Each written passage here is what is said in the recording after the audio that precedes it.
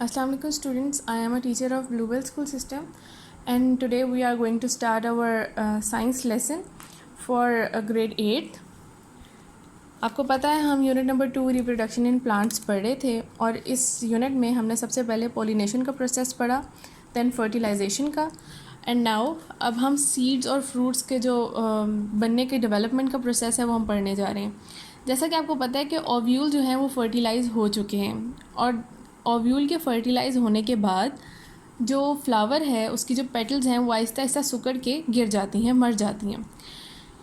इसी सब के साथ साथ जो फर्टिलाइज ओव्यूल है वो ओवरी के अंदर ग्रो करना स्टार्ट हो जाता है, जिससे सीड्स की डेवलपमेंट स्टार्ट हो चुकी है। हर सीड के अंदर एक छोटा सा एम्ब्रियो प्लांट होता है। अगर आप ये देख सकें, ये एक सीड है, उसके अंदर एक छोटा सा एम्ब्रियो प्लांट है और एम्ब्रियो प्लांट के साथ एक लार्ज फूड स्टोरेज प्रेजेंट होती है और उसका आउटर जो कवरिंग होती है वो एक टफ सीड कोट होती है, जिसका मकसद ये होता है कि प्रोटेक्शन सीड की और जो एम्ब्रियो प्लांट है और उसकी फूड स्टोरेज की प्रोटेक्शन उसका रीज़न है।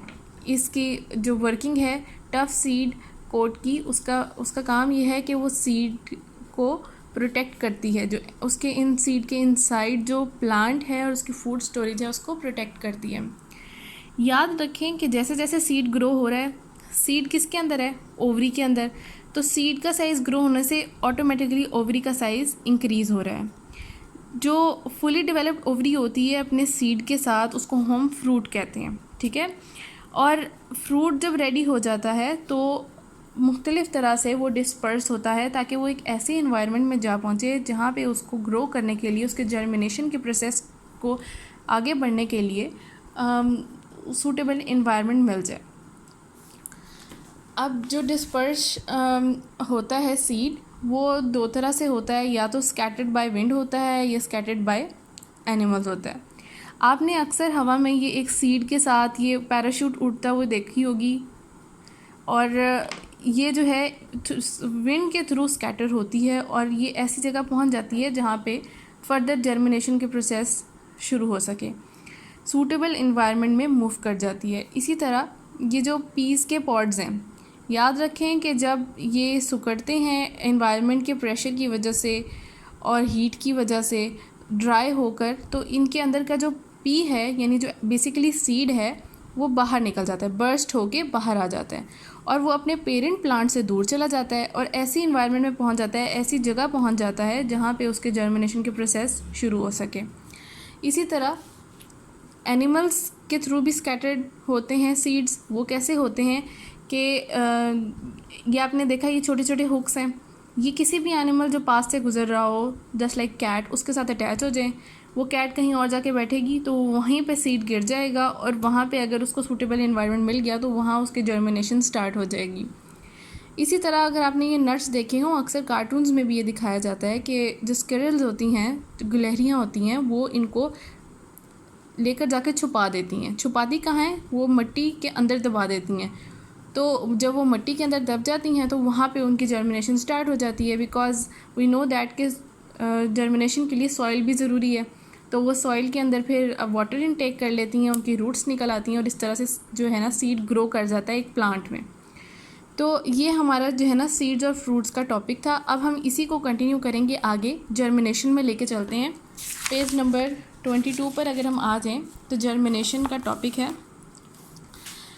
अगर आप ये देखें कि जर्मिनेशन में जो सीड है वो डिस्पर्स हो गया प्लांट से, ठीक है, और वो बेसिकली बहुत ड्राई सा होता है। हाउएवर ताहम अगर उसको एक सूटेबल कंडीशन दी जाए तो वो जर्मिनेशन का प्रोसेस स्टार्ट हो जाता है। सीड जो है need water, oxygen and a suitable temperature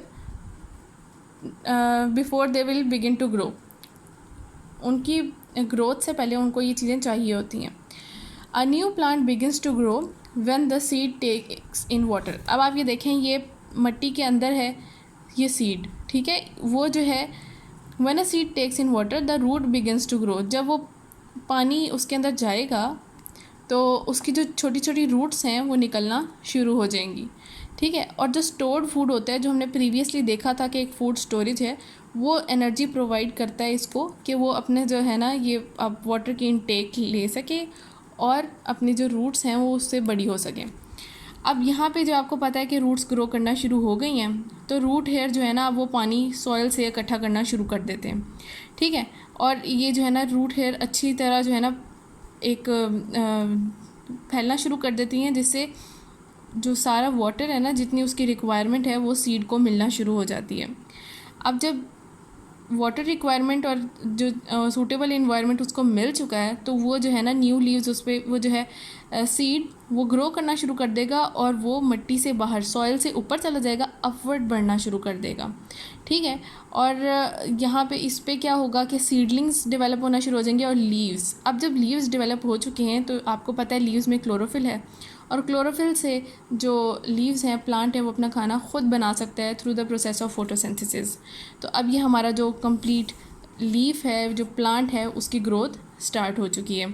अब आपने ये टॉपिक अच्छे से पढ़ना है और इसके जो क्वेश्चन आंसर्स हैं उनको लर्न करना है। Thank you very much.